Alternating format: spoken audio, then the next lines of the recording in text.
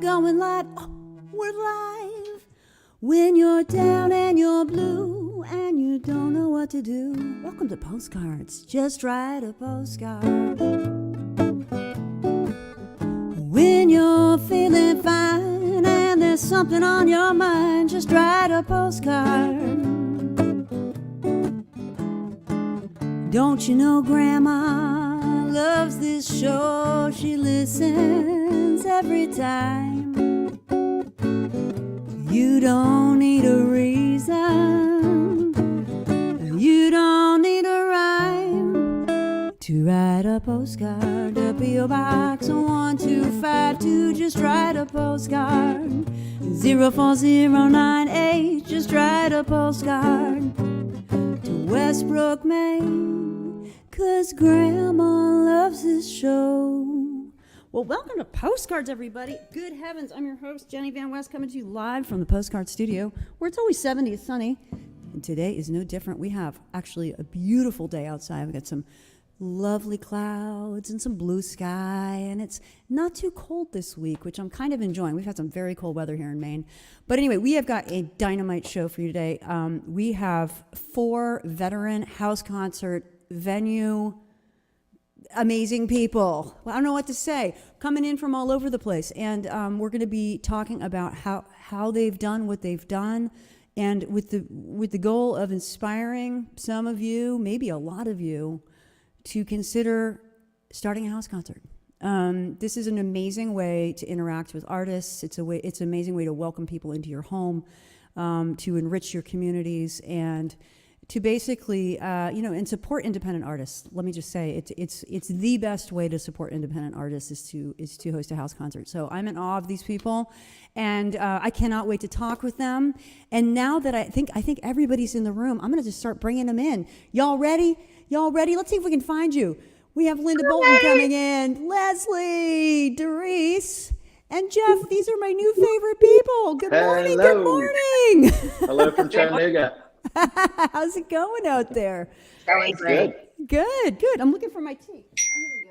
Oh, here we go.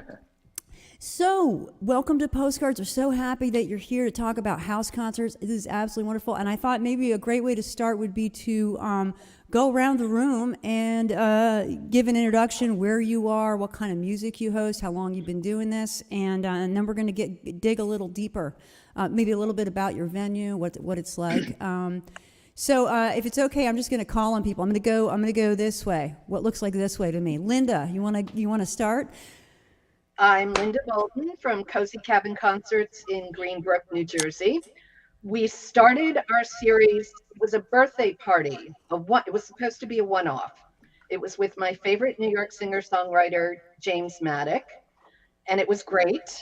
And we discovered house concerts all of a sudden. It's so funny. I'm sure my panelists will agree. When you find one house concert, you find them all. And there was a lot happening. I'm in New Jersey. It's interesting. This panel's all over the country, but I'm right between Philly and New York. So I discovered a whole scene.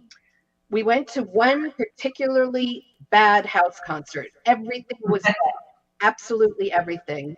And I just turned to my husband and said, we could do better than this. He said, okay. And here we are, 11 years and over 150 shows later. And wow. We are a mix. We do jazz, mostly Americana, singer-songwriter, because they're easy to tour. Everything but heavy metal. Gotcha. Awesome. Linda, thank you. We'll come back to you in a little bit. Leslie, you want to take it away? Yes. Good morning. Good morning. I'm Leslie Jobe. My husband and I, Dino, do Rawhide Trail House Concerts. It's called that because that's the name of our street that we live on, Rawhide Trail. We have been doing house concerts for probably about 12 years. We're about around 150 as well. We started doing them because Austin has used to. We're trying to get back there, but has such great live music venues. But the drawback to that is, number one, there's so many and there's so many musicians. A lot of them play at bars and things like that for tips. And could be a good night, could be a bad night. And also there was the factor that when we go to these places and we would listen and people are talking in the background and they're not listening to the music, and we're just captivated by these musicians and we can't hear them because there's people in the background. And so we decided, let's do this at our house. It's the two of them. We have the space to do it. Ours are inside. Pre-pandemic, we held 65 people. And so if we could ask for a donation, $25 a person at $65 a person, that's a great night for a musician. Wow. Even if they have a band that they have to pay other people, they get 100% of it, and they get to walk out of the door with it. And what musician doesn't love that, So totally. We love it. We've built a community. It's our tribe, as you say, and we have a lot of the same people that just trust us, even if they don't know who's coming to play. And it just brings us so much joy to have these people in our house and to fill, as I say, our rafters with music and community and love. And we will continue to do it just as long as we can get the musicians here. Mm-hmm. Right on. Right awesome. On, Leslie. Thank you so much. We'll be coming back to you. All right, Darice, you're up. Okay, I'm Darice with Desert Valley House Concerts. I was formerly called Cedar Valley House Concerts when I was in Iowa. And I started this about 14 years ago when musicians were touring through Iowa, traveling from Chicago to Denver and really had nowhere to stop. So I started hosting them overnight and doing just an acoustic set and letting them do laundry and cooking dinner so that they had a place to stay while they're on the road as well that felt a little more like home. And they get 100% of door, and started bringing all the friends and fans in and exposing Iowa to the new music. And then had a really good fan base there, about maybe 60 people a show. And then when I moved to Arizona, I moved here 2 months before the pandemic. So I'm reestablishing a base here. But we've had several shows here. I now have a stage out back, and they can bring their PA, and we're no longer just acoustic. But I do support the singer-songwriter and Americana music. Right on. And awesome. Yeah, I don't even know how many shows I've had, but I haven't brought in any Arizona acts yet, so I need to do that. I've been bringing in artists from all over the country and all over the world, actually, but no locals yet. So that'll be next. Awesome. All right, Darice, we'll be coming back to you. Okay, Jeff, take it away.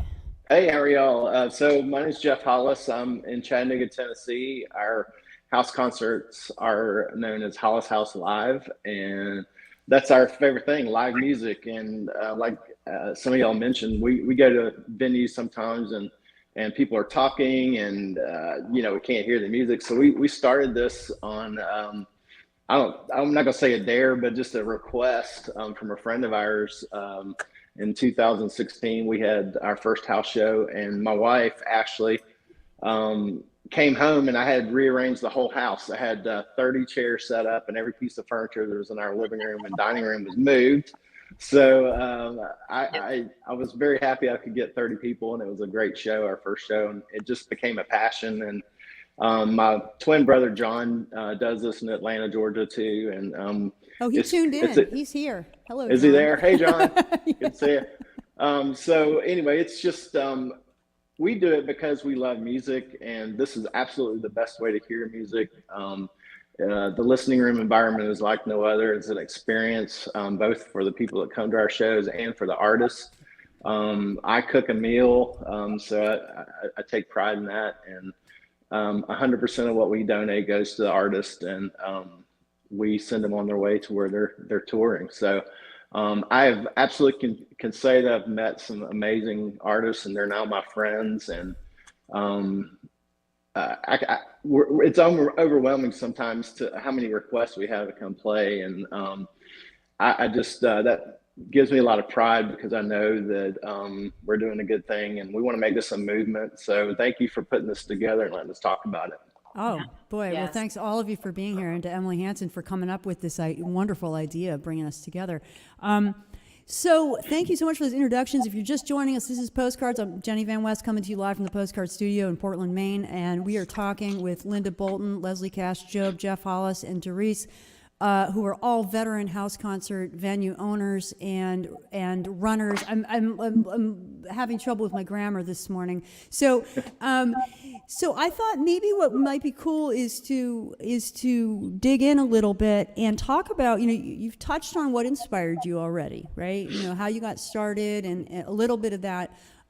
If you have more to share about that, I'd love to hear that. And also kind of what it's like, to do this in your home, in your space, in your yard, however you do it. I'd love to. We do this for love and hugs, bragging rights. I'm sure my panelists will agree. We lose money on these shows. You don't make money because all of us, people don't understand. You're not getting money for the paper plates or the wine. No. We all are here because we all love the artists. We appreciate their minstrel. I don't want to tour. I just went to Nashville for a concert, and it wiped me out for 2 days. So if they want to do the tour, that's great with me. And we all know what a struggle Jenny and other artists have had in the past 2 years. And I have to say, I call it my gourmet audience. They're very generous.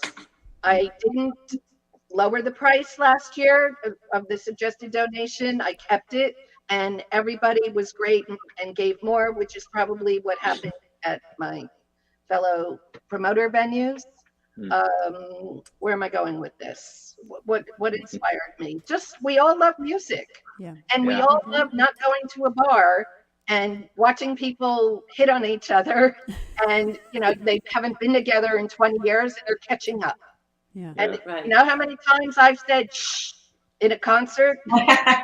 Yeah. I hear you. I've done it from the stage, and I'm not proud. Nothing wrong with that. So who else would like to jump in, talk a little bit maybe more about, like, what is it like? I know it's not a moneymaker. So, what, boy, we are getting a whole bunch of, I'm going to delete a whole bunch of these. I've had a bunch of comments coming in. So that we didn't need. We need good comments. If you're just joining us, this is Postcards. This is the way it is. My brain explodes after about 15 minutes. Who would like to jump in next and talk a little bit? I'll talk. So for us, my wife and I, we go to a lot of shows, and we go to the big venues, go to Nashville, we go to, wherever there's a show. We even flew out to Seattle, Washington one time to see U2 and Mumford & Sons. So we love those things.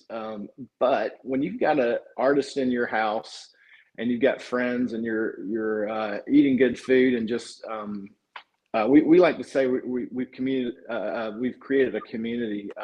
There's nothing like listening to the stories of the artists. They tend to open up more. You hear stories based on their lyrics, and sometimes you hear some very, sometimes they're very vulnerable, and they'll open up more, and you get to know them, and that's what's been exciting for us. And like I said earlier, some of these folks are some of my best friends now. I follow them.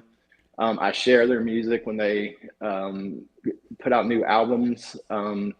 So again, it's like a movement for us. We want to make this a big deal. I think once you come to a house show, it's an experience for everyone, and that's what's special about it. I mean, there's nothing better in my opinion. I mean, I like to go to listening rooms exclusively now, and I'm going to come visit all of you guys because I just think you're doing. I'm definitely coming. So. We hope to reciprocate and maybe share artists and music, and let's just make this thing huge. I love it. That's why I'm participating. Wow, I'm all inspired already. Who's next? I think as a host, my cat's running around. Sorry. I think as a host, we're live. We become a curator of music as well, and our Taste fan maker. base. Yeah, they begin to trust us and the artists that we're bringing in, and they appreciate the music that they are coming to hear at our venues as listeners. and it is a listening room. It's not a party. It's not a bar where people are talking like the others have said. So I think that's really important too, that we are really selecting the music and bringing that to our areas that otherwise might be skipped over and people might not know of these artists. Yeah. Wow. That's awesome. Yeah. We go to quite a few small little festivals looking for people. That's another way we find artists. We do go to Michael Hearn's Barn Dance and Ties every year, and a lot of people from Austin go to that, and we always find somebody new there. We don't have any trouble finding unknown faces here. Probably like the rest of you, we get constant emails about people that are coming through Austin or here for South by Southwest, or just somebody's told them, and we love it that we have Steve Poles comes in from San Diego, Michael comes in from Taos. We have people from New Mexico because we go to a couple of little music festivals up there, and it's really funny how once these people listen to this music and meet these artists and get to spend time face to face with them in close quarters and hear their stories and things, that they become kind of sorry, my cat's here. Cats are welcome. It's a house concert. Pet friendly. It's you see faces out of state and things like that because they have become a part of this, and we love each other and support each other. And as far as getting ready for it, Jeff, we have put a hold on our potluck that we had before just for COVID for right now. But it's funny because you have the same people that we have somebody that brings great barbecue to it, and somebody that brings the vegan side of it, and it's all just thrown together, and we always end up with lots of food and lots of fellowship with that, and that's a big part of it before it. And then my favorite it happened very long ago, but it was so mystical. I don't know if y'all know who John Fulbright is, but he's an incredible artist, and he is not a fan of house concerts, but we talked him into coming to ours. And it was just, he's very introverted anyway, but his music is very, very powerful. And we usually have an hour of music and then a potluck and then music and a break in between. And the night that he was here, there was an eclipse that happened at right at the break time, and we all went out back. We live on a bluff, and we watched this eclipse, and it was just magical. I mean, you all, I'm sure, agree. It's just magic, with people, and then things just like that the universe gives us at that moment with this person that also opened it up. I mean, I cry when I think about it. It was just so spectacular. So that's what you get from doing this, from letting people come together, just giving them a space to share something that they love. And it is not about money. It's about you get paid back 1,000 times over what the money would be. So. 100% agree. Yep. People who all love music. Yes. Everybody's there for that reason. They don't get thrown in there. They don't get dragged. They come because they want to meet these people. They want to support them, and they just want to be in the moment. And I love it when somebody new comes that's never been to a house concert, and they're like, "What?" Like, what in the world? And if you don't have to talk them into coming back, They show up. People say, "What do you mean you do a concert in your house? What does that mean?" So Yeah, what does that mean? People come to your house, watch music. What? Yeah. Well, maybe because there's a couple different, getting into stories is something I want to do. And I was thinking maybe you just talked about this amazing story and transformative experience for all concerned, Leslie. And I was wondering, it might be fun to jump into a little bit of tell a story of your favorite or or house concert, or when something funny happened. It could be at your house concert. It could be at another one. Something poignant, something funny. Maybe we could go there. All right, we're going to start out with Linda. I thought about this, and like my fellow presenters, they're like children. We love them all. But two that stuck out for me was a brother duo from Leeds, UK, the Dunwells. One of my fellow music lovers said, you got to book them. So I booked them. I didn't know a thing about them. None of my audience heard of them because they were from England, but they performed such a show. At the end, everybody gave them a standing ovation, and I was in tears because we talk about the magic. Again, none of us knew who they were, but we all came and we all listened and we all loved them. And I can't wait to get them back. But of course, this pause has affected that. My second big gig, there was a UK artist. I got an email inquiry. Would I like to book Terry Reid? I said, who's Terry Reid? Well, I looked him up.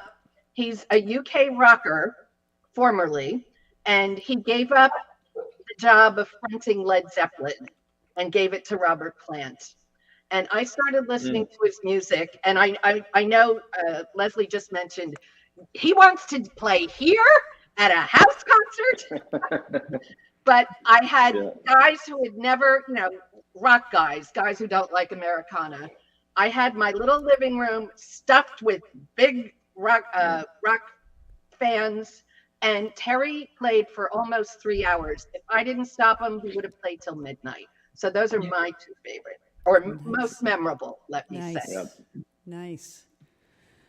All right, who's next with memorable stories? All right. So I did have a memorable story similar to Leslie's with Matt Pond. We did the same thing. We went out and looked at the eclipse. So I had to scramble real quick for another one. Ernie Halter played here, did an amazing show with a great group of people. The show was really successful. The next morning, I went to work and I let the artist stay while I'm not home. I don't mind. I got home from work at 3:30 in the afternoon, and Ernie was sitting at the piano writing. And I said, you have a show in Wisconsin in like 3 hours. What are you doing? And he was so comfortable at the house. He was writing music at my piano and completely forgot he needed to be on the road. So we had to hustle him.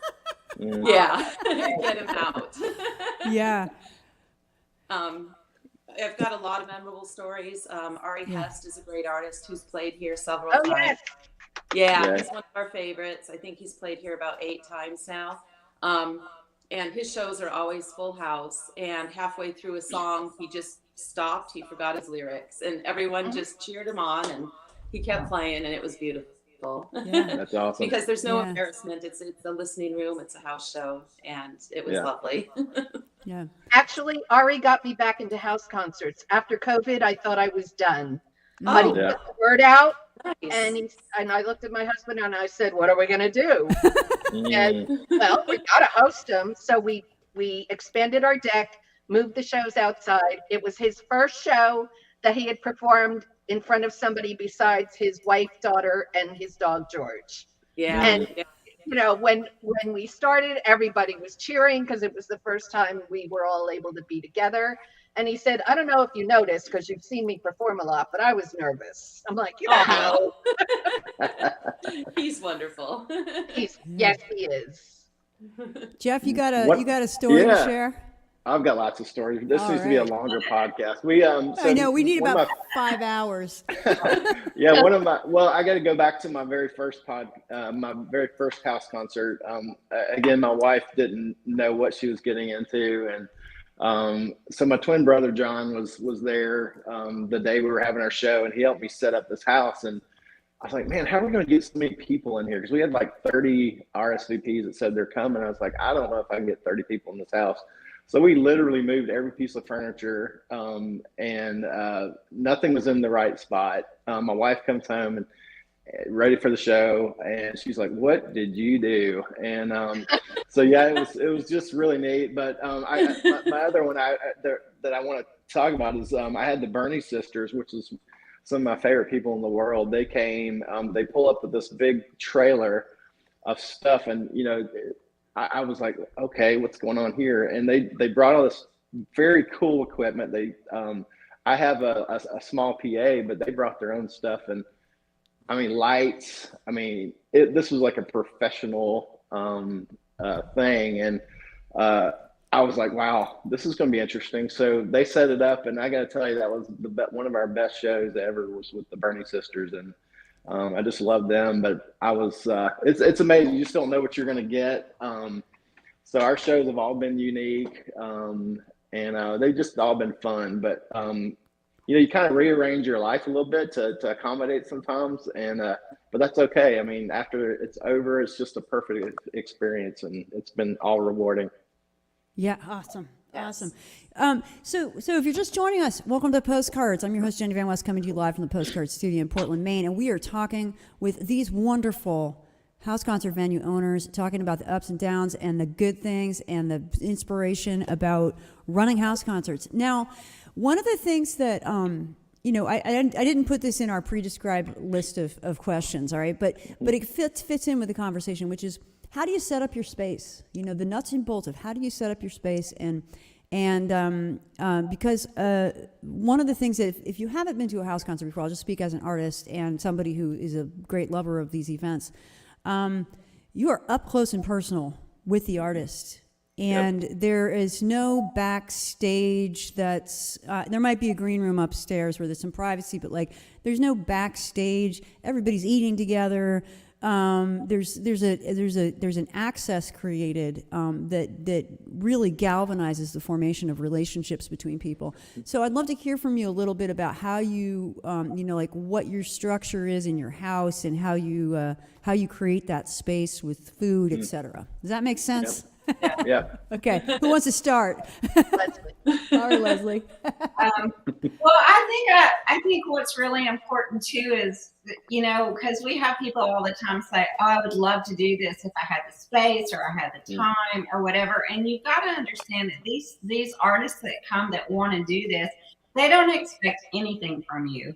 They expect a stool to sit on and a guitar stand for their guitar, and that's it. And so I think that people are intimidated about, oh my gosh, you got all those people in your house, isn't that weird? And it's just not.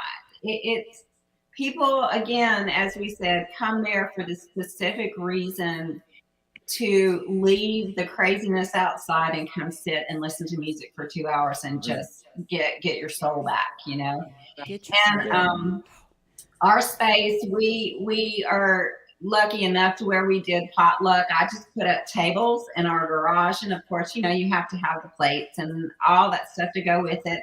And we just order in bulk, and then it has it.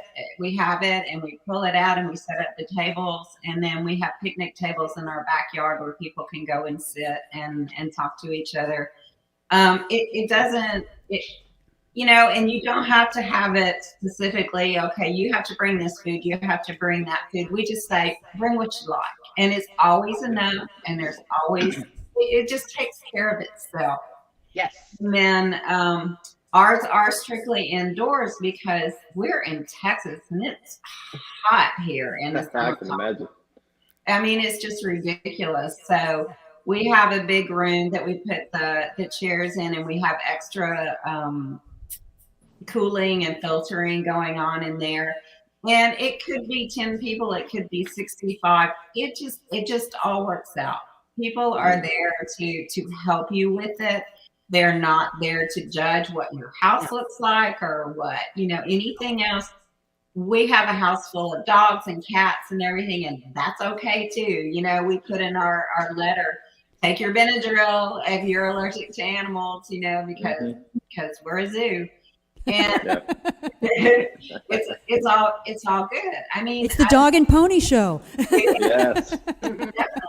And fish and everything else. So, but just don't be intimidated by it. It takes care of itself. I mean, there's certain preparations You have to have a good system as far as taking the donations and getting that to the artist. So that's easy for every. There's rules on that the Folk Alliance gives you, but it's not a tough thing. And don't ever hesitate, even if you go, well, I can't get that many people in my house. I can maybe get 10.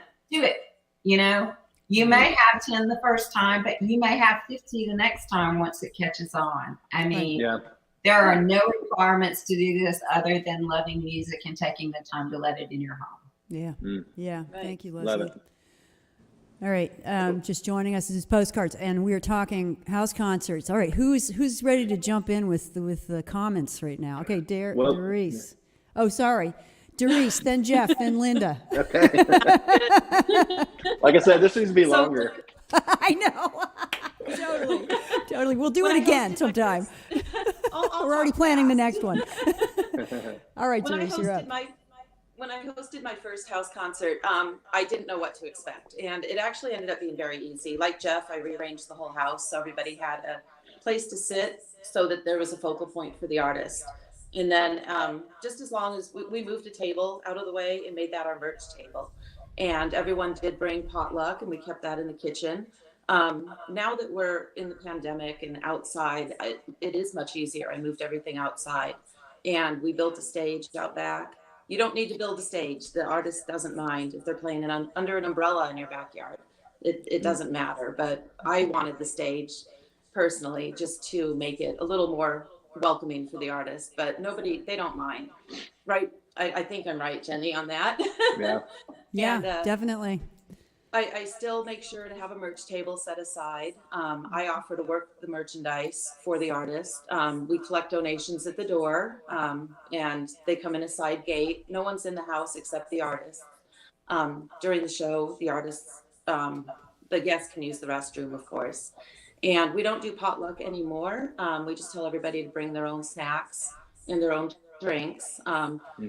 And I will have like napkins and silverware and things like that out, ice if they need. And it's just like having a small gathering at your house. Just remember, it's not a party. It is a listening room, and ask everyone to turn off their phones before the show starts. And make sure they turn their flash off if they're going to take pictures. And other than that, it's just a little small listening room gathering. And sometimes, I mean, yes, it can be up to like 60 people. I think the most I had was about 110 for a show, and that was me, and I was so scared, but it was just a standing room only, and that worked out. But it was no different. So it doesn't matter 5 people or 40 people. It's the same nice, relaxing type of venue. And again, you're just hosting like a small gathering, and treat it like that. And the artist just pretty much takes over from there once they start. Jeff, go. Thanks, Darice. Jeff, go ahead. Yeah, same, Darice. We just set it up how we can set it up, and it just depends on how many people RSVP that they're coming. We've had as little as 9 to, I think we've had 30. So sit on the floor wherever you can get comfortable. My dogs do have their own spots, so you can't sit there. So especially Tucker, he's a 120-pound Labradoodle, so he's got his spot. So, but we do, we're in the South. We cook. I like to cook. I do a lot of barbecue and things that are easily eaten standing up. People bring things. We just make it just a gathering. So that's what's important is, again, that experience for people, and especially the artists. And they do kind of take over when the show starts. We do like a 7 to 9, 2 45-minute sets usually. So they'll take over, and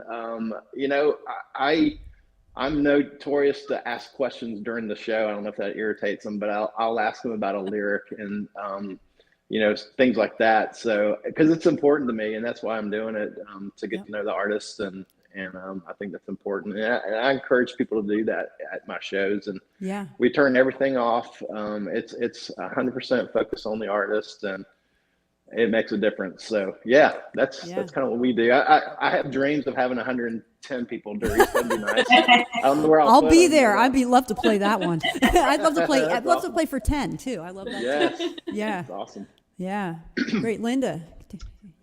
The operative word here is cozy. I live in an authentic Adirondack style cabin that has a living room, a kitchen, a bathroom, a bedroom, and a porch out back. So I have 25 people sitting in rented folding chairs, elbow to elbow. That's part of the experience. It's as cozy. I call it live music, as intimate as it gets. The front row, if you're sitting in the front row, you can reach out and touch the artist's knee or guitar, and that freaks out some artists. I don't have a green room. They have to mingle, or they can go hide out in the garage and warm up their vocals. But everybody gets it. That's part of the experience. The food is out on the porch. It's like this, but nobody seems to mind because they've been coming for 11 years. Yeah.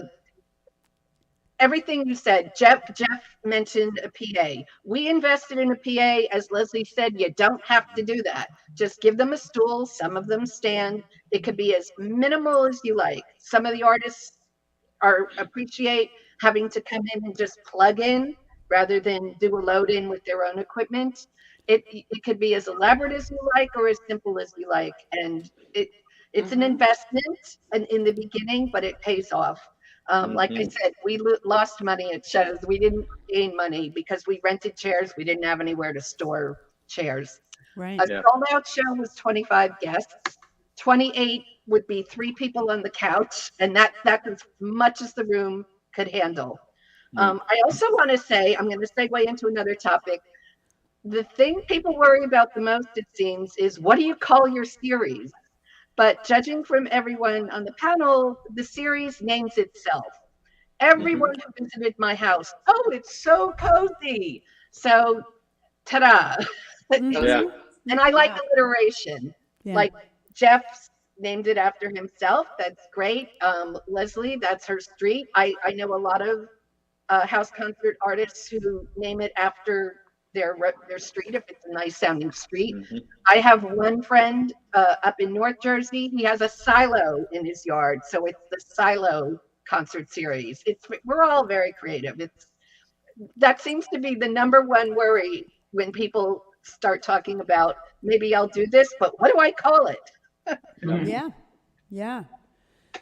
Well, and I love what you just said about the series naming itself, because that's one of the things that is so special. I mean, I've been to house concerts I loved in spectacular settings where somebody breathed fire after the show. Basically, it's and I've been to a life-changing one when my sons were 7 and 9 with Cindy Callett and Gray Larson, who are 2 of my personal heroes from way back. And now my son's in music school. But that space was not nice. It wasn't even that clean, but it changed lives, And so I think one of the things I want to make sure that, and I think you all are expressing this in space, it's like there's so many ways to do this. Getting creative with your own space. I mean, I have thought many times about doing house concerts in my home, and I've thought about it in my backyard in a million different ways to do it. And what it keeps coming back to is something that you just shared, which is the space gives its own specialness to what's happening. And being and like Jeff was saying, you love to cook, it's like you love to bring food.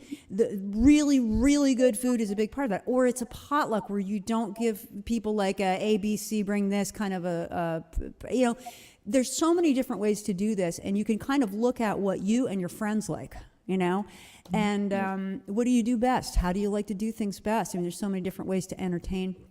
And I also wanted to just point out one thing that I can't remember who was it that shared, made me think of this. A house concert could maybe be described as not a party where a concert breaks out, but a concert where a party might break out after. Right. That's happened. Am I right? Late nights sometimes. Always check the artist first.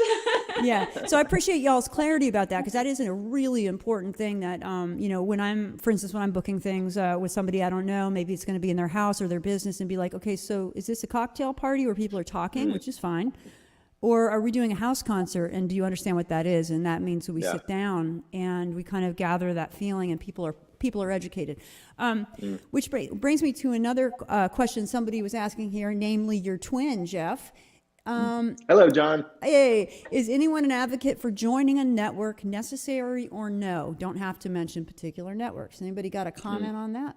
I joined one initially and it was very beneficial, but as I grew, I didn't need that network. This was to match artists and hosts, because the artists would tell other artists about me. Yeah. And, you know, as Leslie said, we get lots of cold inquiries.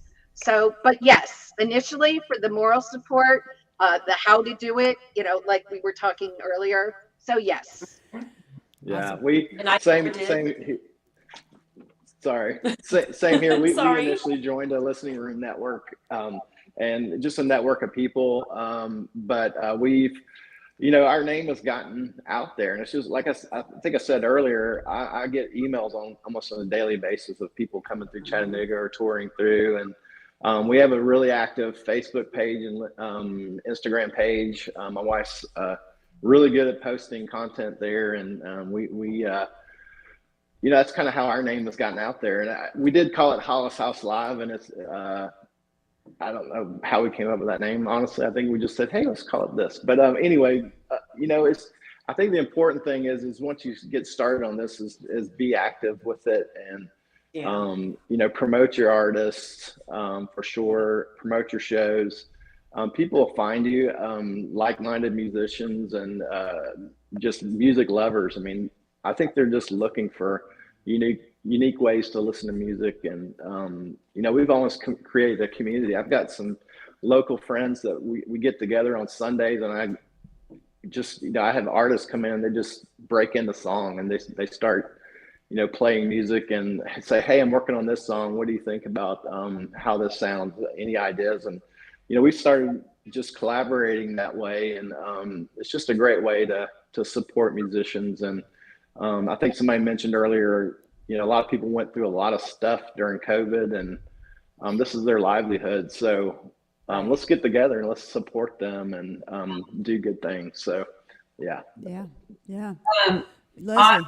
A comment on that too, as far as getting people and things like that. I think it's really important, or it has been for us, because these artists talk to each other and they go to a lot of the same places. And it's what we try to do here in Austin, because there's a lot of house concerts here, is if somebody is coming in from wherever, we try to let the other house concerts know. We give the artists their information so that if they make a trip down here, especially if they fly and have a plane ticket, and or they need to have a place to stay if they can't stay with the house concert host, let them know so that they can do several while they're down here. So it really pays off for them. And so super important for all of us. Like, you know, Jeff, if somebody's coming from Tennessee down here, and you love them, you know, let us know that they're coming through, and then we'll let other people know that hey, this is an artist that's coming through. Do you have a day? Because we do ours on Sunday evenings, mainly because there's nothing going on Sunday evenings other than the Super Bowl coming up. But it doesn't interfere with their other gigs usually. And then that way too, there's, you know, others do it on Friday night, others do it on Saturday night, and we choose Sunday. And we kind of have a mutual respect here. Well, they're not going to have them on Sunday night because they play Rawhide Trail on Sunday nights. And go, hey, well, we have you Sunday. This other Sycamore Creek may be doing it on Friday nights. Here's their contact info. Make it worthwhile for them, because it's expensive to travel, you know? Right. Yeah. And I think that's part of it too.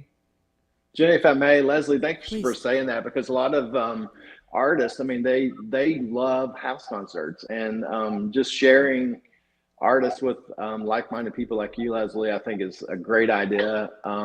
You know, I think they prefer to play a house show where they can be heard and not just background noise. And Yes. I would love to figure out just a cool way to know everybody. I know networks are great. But yeah, if anybody has ideas on how to stay connected and with other house shows, I'd be interested, because I've got a lot of people that want to go tour and focus on listening rooms and house concerts, and that's a great thought you had. Yeah. I know there is a house room and listening house concert and listening room group on Facebook that Emily runs, I think. Or Emily's Yeah, I'm on that and for that's sure. a good way to network with each other without joining something. Yep. Yeah. There's and a Texas one too. Yeah. Oh, sorry, I didn't mean to interrupt. It's the interwebs. It's the interwebs. I didn't mean to talk over you. Personal relationships, I think, are one of the things that, in my experience, is at the root of a good house concert.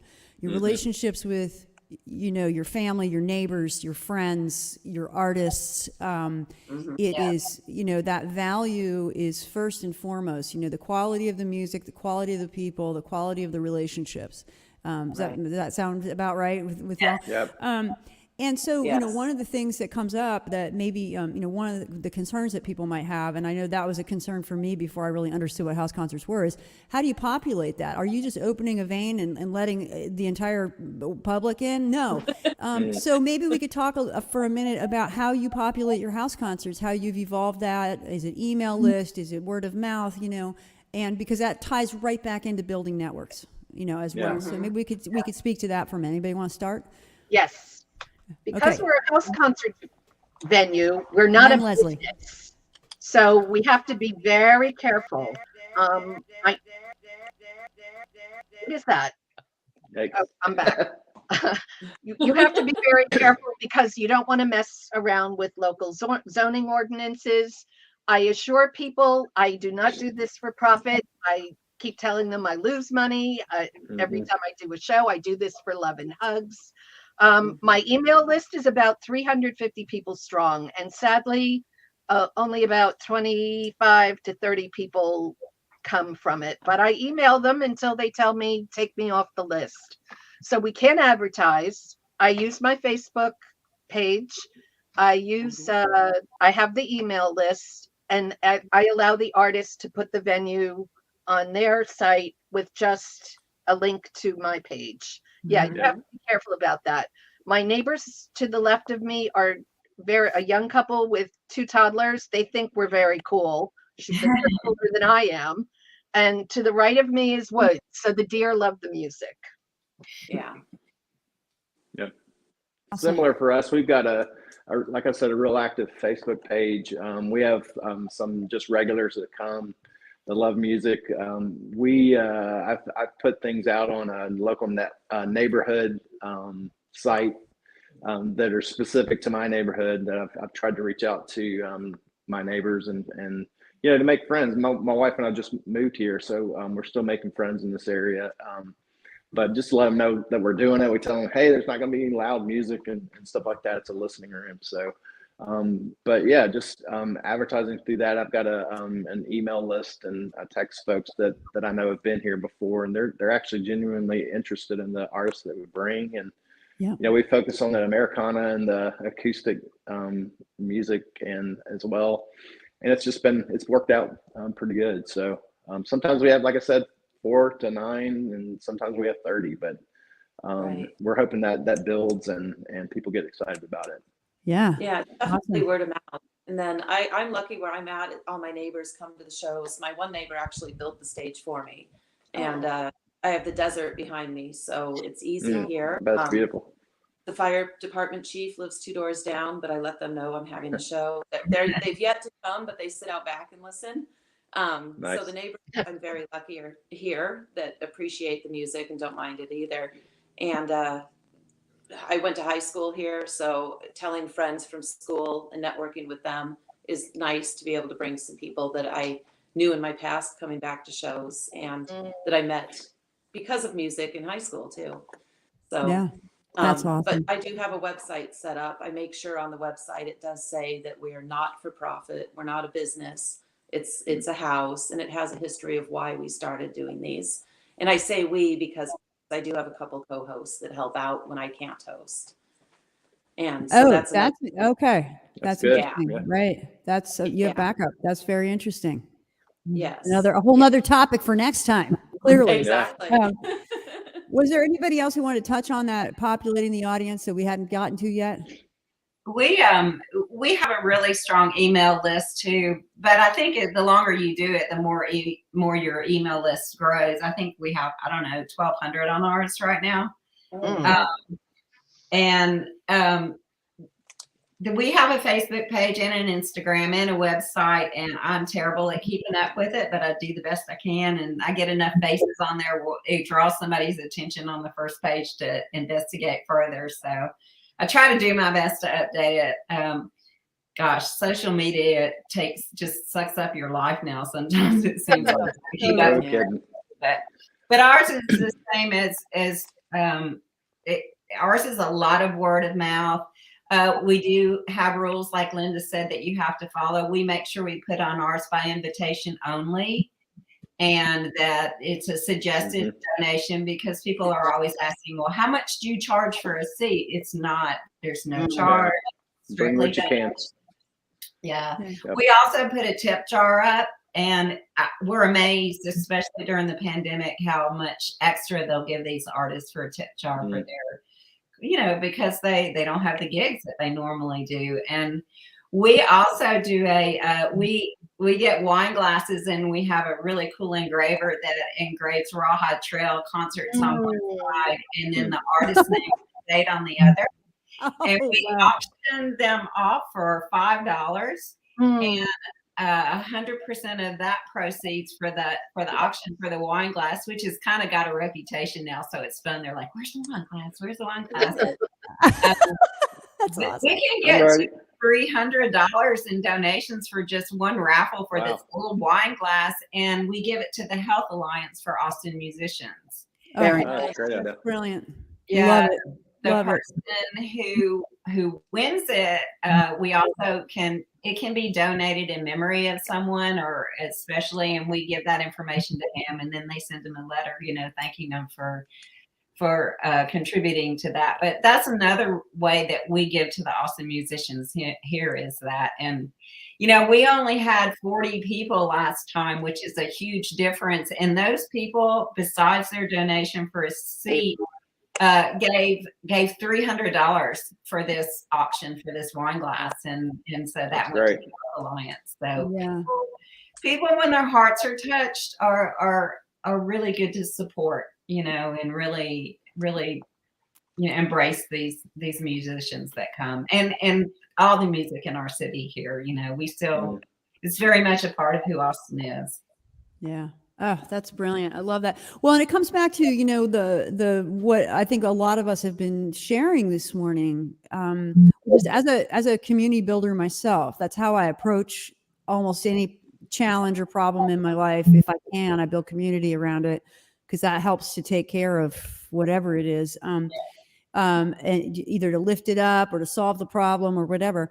And that touches on that, the concept of community building has been rich in this conversation, around bringing artists in, around sharing with neighbors, around sharing with, people you're never going to meet, like who need health related support. These for artists. These are the kinds of things that can happen. So there's so many different ways to approach the building of community within a house concert. And I just am, we're getting close to the end of our show. And if you've been joining us, you've been listening to Postcards. This is our very first house concert panel. We have been chatting and listening with these four amazing human beings who have touched so many lives through doing something that is a labor of love. And I thought what might be a nice way to round out the conversation is if you have, if you care to share advice to somebody who's considering starting a house concert. We've touched on a lot of that during the conversation, but specific advice. If somebody had said to you these words when you were thinking about it the very first time, what would you say? What would you say? Do it. I would say, Yeah, I was going to say the same thing. Just do it. I mean, you Just never do it. know Yes. what kind of experience someone's going to have at the shows, and you could touch a life. Some of these lyrics are life changing, and Yeah. I just say do it. Like Nice. anything else, you get out of it what you put in it. And Yep. it's work. Like we said, you have to do emails. You need to update your social media. You're in constant touch with emails with the artists, getting the logistics. It's work, but it's the best job you'll ever have. Yes. It really is. I feel like we get so much more out of it. And I think going back to the watching people when they come for the first time. I mean, my favorite thing to do, because ours is kind of in a dropped room, is to stand in the kitchen while it's going on and watch the faces of these people that have never been to this before. And magical. Yeah. And I mean, even if it's just one person that says, wow, I needed this tonight. I needed this, I mean, if you do it just once, like I said, it doesn't matter if it's 9 people or if it's 110 people. Once you do that and talk to the people as they leave afterwards, you'll know you did the right thing, because it just fills your well. Awesome. Yeah. Yeah. Well, listen, I can't thank y'all enough for being here. Linda, Leslie, Jeff, and Darice, for coming here from around the place, sharing all this time, and for doing what you do and have done so well and continue to do for artists like myself who are, looking at an ever-changing scene out there and at home as well, in terms of the pandemic, in terms of streaming, in terms of lack of CD sales and all this kind of stuff. The house concert is a tried and true way to connect with fans and new friends through music, and form relationships that, as we know, can last a lifetime and have long further, a great concert in a beautiful hall is a whole different experience. And we could go into that in another show, but the house concert is something that's here to stay. We need more of them. And I just want to thank you all so much for what you're doing for artists and for your communities and your friends and yourselves and for me. Thank you, Jenny. Oh, yeah, you got it. So what I'd love to do, and just dance and sing along if you care to. I'm going to go out in the usual manner. This is Postcards. You've been listening to us here, coming to you live from Portland, Maine, from around the place, talking about house concerts. And it has just been more fun than a box of kittens. I love that. Till next time. When you're down and you're blue and you don't know what to do, just write a postcard. When you're feeling fine and there's something on your mind, just write a postcard. And thank you to all our wonderful listeners today.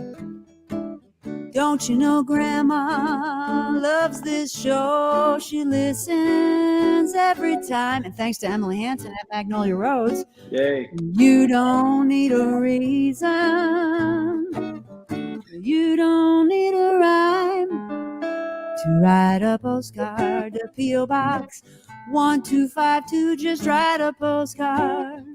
04098. Just write a postcard to Westbrook, Maine, 'cause Grandma loves this show. Well, thanks, everybody, and let's do this again sometime, shall we? I'd love to. Please stick around. I want to chat with y'all, but we're going to go off the air and say goodbye to our listeners. Thanks, everybody, for being here. Bye. Thank you.